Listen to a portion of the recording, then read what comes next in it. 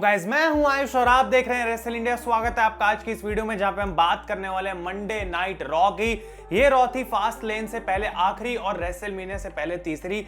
तो भाई यहाँ पे बहुत सारी चीजें WWE ने अनाउंस कर दी आउट ऑफ नोवेयर और हमें कुछ कुछ लग गया है कि अब रेसलमेनिया और फास्ट लेन में क्या क्या होने वाला है। तो उन सारी चीजों के बारे में हम बात करेंगे, लेकिन क्या ये चीजें एक्चुअली में अच्छी हैं भी या फिर नहीं, उस चीज के बारे में भी हम डिस्कस करेंगे। तो सबसे पहली बात, सबसे बड़ा मैच जो कि ऑफिशियल कर दिया गया है सीधा रेसलमेनिया के लिए, वो है for the WWE championship Drew McIntyre versus Bobby Lashley. Show start होते ही अनाउंसमेंट कर दी जाती है कि रेसलमेनिया के लिए मैच ऑफिशियल हो चुका है। तो इसका मतलब यह है कि ब्रॉक लेसनर वापस नहीं आने वाले 99%, क्योंकि अगर उनको वापस आना होता तो शायद उनको WWE लेके आती, या फिर यहाँ पे हमें पूरा स्वर्व देखने को मिल सकता है और जब ब्रॉक वापस आएंगे तो हो सकता है कि ये मैच बाद में कैंसिल भी कर दिया जाए। लेकिन जहां तक मैंने आज मंडे नाइट रॉ देखी और मुझे लग रहा है आई डोंट थिंक कि ब्रॉक लेसनर वापस आने वाले हैं, तो वो एक थोड़ी डिसअपॉइंटमेंट है। लेकिन साथ के साथ ड्रू मैकिंटायर का मैच शेमस के साथ भी एक बार फिर से ऑफिशियल कर दिया गया है फास्ट लेन पेपर व्यू के लिए। अब अच्छी बात यह है कि बॉबी लैशली वर्सेस ड्रू का मैच दो बार नहीं हो रहा, पहले फास्ट लेन में फिर रेसलमेनिया में, और ऑब्वियसली WWE को यहाँ पे कुछ ना कुछ चाहिए था फास्ट लेन में डालने के लिए, तो शेमस और ड्रू का मैच उन्होंने डाल दिया, जिसके बारे में मैं उतनी कंप्लेंट नहीं करने वाला क्योंकि फास्ट लेन एक बी लेवल पेपर व्यू है, उस पर एक अच्छा रेसलिंग मैच देखने को मिल जाएगा, उससे ज्यादा हम यहाँ पे कुछ कह भी नहीं सकते।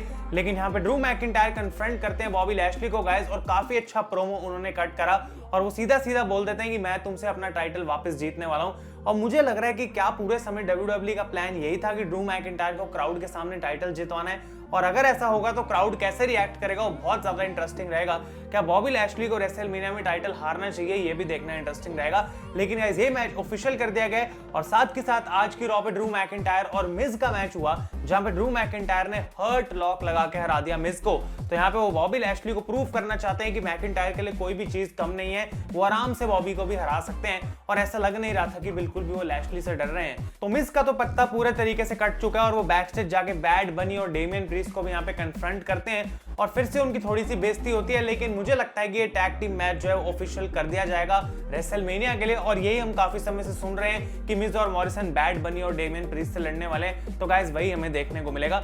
इसके अलावा टैग टीम टाइटल्स का मैच हुआ था आज मंडे नाइट रॉ पे गाइस, जहां पे न्यू डे ने हर्ट बिजनेस को हरा दिया है और वो बन गए हैं नए रॉ टैग टीम चैंपियंस।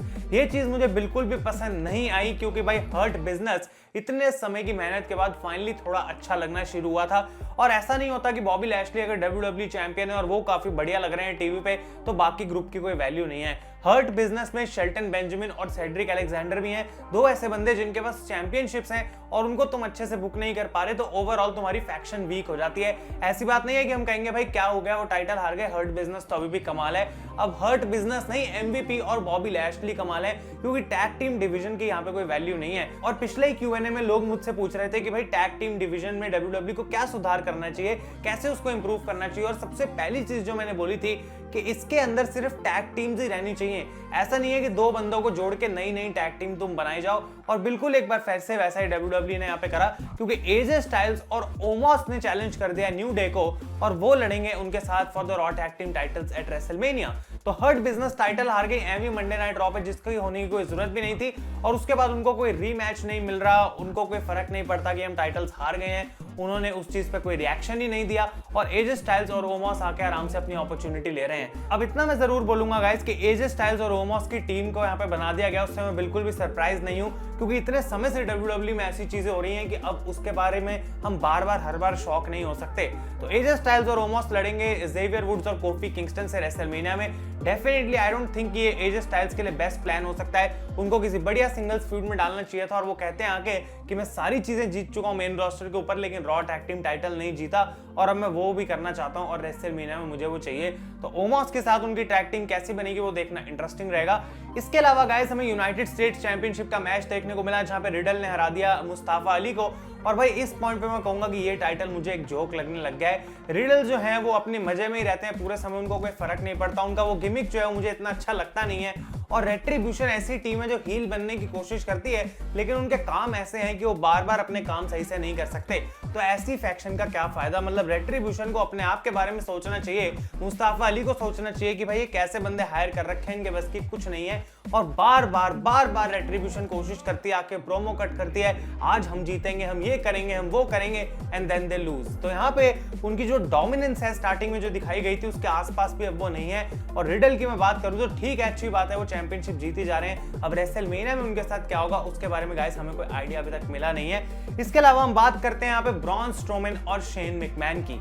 पहले दिन से मैंने बोल दिया था कि इस फ्यूड में मैं इंटरेस्टेड नहीं हूं, क्योंकि मुझे पता है इसके पीछे कोई स्टोरी नहीं है। स्टोरी सिर्फ इतनी है कि ब्रॉन कह रहे हैं शेन को, तुमने मुझे स्टूपिड कैसे बोल दिया, आखिर तुमने मुझे स्टूपिड कैसे बोल दिया, मुझे तुमसे एक मैच चाहिए, मुझे नहीं पता। तो शेन मैकमैन कहते हैं ठीक है भाई, लड़ लो मैच। इनके बीच में मैच होता है और वो मैच कैसे खत्म होता है मैं आपको बताता हूं, क्योंकि ये शुरू नहीं हुआ, बेल नहीं बजती और शेन मैकमैन यहाँ पे ब्रॉन स्ट्रोमैन को डिस्ट्रॉय कर देते हैं। आई डोंट नो उनके ऊपर उन्होंने स्लाइम फेंकी, पेंट फेंका, क्या था वो, लेकिन हरा जो है वो ब्रॉन स्ट्रोमैन के ऊपर फेंक दिया। और अगर आपको याद हो कुछ समय पहले ही बैक स्टेज ब्रॉन स्ट्रोमैन और केला ब्रैक्सटन के ऊपर ऐसा ही कुछ सेम हरा गिरा था। तो आई थिंक ब्रॉन स्ट्रोमैन को ये बहुत पसंद है और हो सकता है क्योंकि होली भी आने वाली है तो ब्रॉन स्ट्रोमैन काफी खुश हो रहे हैं और वो कह रहे हैं रुको भाई, इंडिया में होली आने वाली है, अगर हम ये करें शायद इंडिया के जो व्यूअर्स हैं वो हमें देख के बहुत खुश हो जाएंगे कि ये बंदे होली की रिस्पेक्ट करते हैं। क्या होली खेली जा रही है शेन मैकमैन और ब्रॉन स्ट्रोमैन के बीच में? और ये भी हो सकता है क्योंकि इनका मैच अब फास्टलेन में होने वाला है, आज तो हुआ नहीं, अभी कुछ बाकी है फास्टलेन के लिए, तो वहां पे स्पेशल स्टिपुलेशन लगाई जा सकती है जिसमें हमें रंग, गुब्बारे, पानी, पिचकारी सब देखने को मिल जाए। तो आई डोंट नो कि इस फील्ड में गाइस आप कैसे इंटरेस्टेड हैं, लेकिन मेरा इसमें कुछ खास इंटरेस्ट आ नहीं रहा। इसके बाद हम बात करते हैं इस यूनिक मैच की जो कि WWE ने बुक करा है फास्टलेन के लिए, which is Alexa bliss against Randy Orton.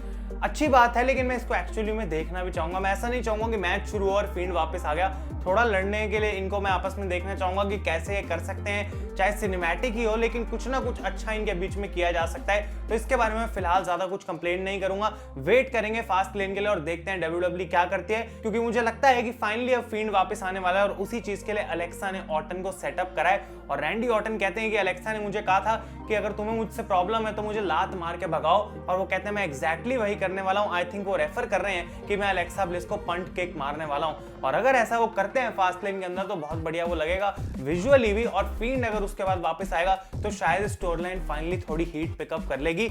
इसके बाद गाइस हम बात करते हैं आस्का की, जो कि वापस आ गई थी आज मंडे नाइट रॉ पे। उनका मैच हुआ शेना बेजलर के साथ और यहाँ पे वो जीत भी गई, और मैच के बाद उन्होंने शेना को डिस्ट्रॉय कर दिया, मतलब उनका माउथ पीस निकाल के उनको टर्न बकल में घुसा के उनके पूरे दांत तोड़ने की उन्होंने भी कोशिश करी, लेकिन रेफरी को रोकना पड़ा।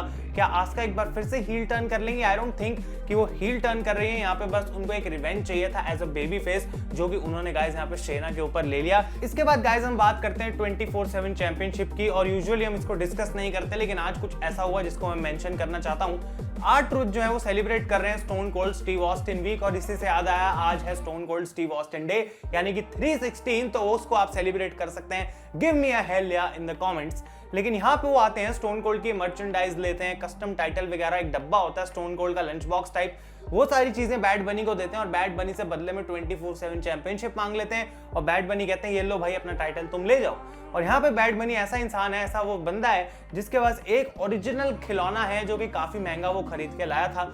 उसका दोस्त आता है पुराने 4 खिलौने लेके टूटे हुए, और वो कहता है भाई देखो सिंपल सी बात है, मैं तुम्हें अपने 4 खिलौने दूंगा लेकिन तुम मुझे अपना ये एक खिलौना दे दो। और बैड बनी ऐसे सोचता है कि भाई ठीक है, अच्छी बात है भाई, मुझे तो 4 खिलौने मिलेंगे, मेरा तो फायदा है, और उसने अपना महंगा ओरिजिनल वाला जो एक्चुअल खिलौना था असली वो वापस दे दिया, गवा दिया, और यही होती है बेवकूफी। और बिल्कुल ऐसा ही किया बैड बनी ने, और R-Truth गाइस बन चुके नए 24/7 चैंपियन।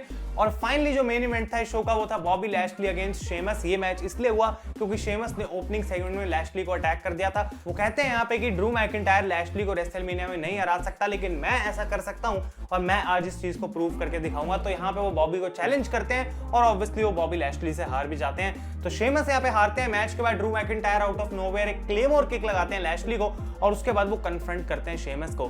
तो यहाँ पे गाइस मुझे लगता है कि हमें इतना ज्यादा कोई गुस्सा होने की बात नहीं है या फिर कंप्लेंट करने की बात नहीं है, क्योंकि मैं ड्रू मैकिंटायर और बॉबी लैशली के मैच से इतना दुखी नहीं हूं। मैंने आपको पहले से ही बोला था कि ब्रॉक लेसनर का वापस आने का कोई सीन हमको नहीं पता। तो जो लोग इतनी उम्मीदें लगा के बैठे हुए थे कि ब्रॉक लेसनर आएंगे और अब उस चीज को लेकर आप डिसअपॉइंट हो रहे हैं, तो वो आपकी गलती है कि आपने वैसा सोचा, क्योंकि WWE ने ना तो उस चीज का कोई हिंट दिया, ना कोई डर्ट शीट ने हमको बताया कि लेसनर वापस आने वाले हैं। तो मैं इतना ही बोलूंगा कि स्टोरी लाइन वाइज बिल्कुल सेंस बनती है कि Drew McIntyre versus Bobby Lashley main event होना चाहिए। अब WWE ने गलती यहाँ पे ये करी, उनसे मिस्टेक ही हुई कि इस मैच को वो उतना हाइप नहीं नहीं कर पा रहे, लेकिन आने वाले टाइम में जो बचा हुआ कुछ टाइम रह गया, क्या वो तब कर पाएंगे, देखना इंटरेस्टिंग रहेगा। लेकिन ये मैच भी WWE चैंपियनशिप के लिए अच्छा इसलिए है क्योंकि this is building for the future of WWE। कोई पार्ट टाइमर या बड़ा स्टार आके एक मैच हमें रेसलमेनिया में दे दे टाइटल के लिए और उसके बाद टाइटल की वैल्यू वापस नीचे गिर जाए, उससे बढ़िया ये है कि तुम एक लेवल को मेंटेन करो और वहां से आगे बढ़ने की कोशिश करो। एंड आई होप कि मैकिंटायर वर्सेस लैशली उस चीज पे डिलीवर कर पाएगा। तो गाइस ये थे सारे important points Monday night Raw के। आई नो कि बहुत सारी चीजें जो मैं नहीं कर रहा डिस्कस, लेकिन अब ऐसा ही चलेगा रॉ और स्मैकडाउन में, क्योंकि भाई जो मुझे पसंद आ रहा है उसके बारे में बात करूंगा, एक्सप्लेन अच्छे से करूंगा। बाकी सारे रिजल्ट्स तो मैं डिस्क्रिप्शन में ही दे देता हूं, तो आप लोग उसको भी जाके चेकआउट कर सकते हैं। तो गाइस अगर आपको वीडियो पसंद आए इसे लाइक करें। Thank you so much for watching. मैं हूं आयुष और आप देख रहे हैं रेसल इंडिया।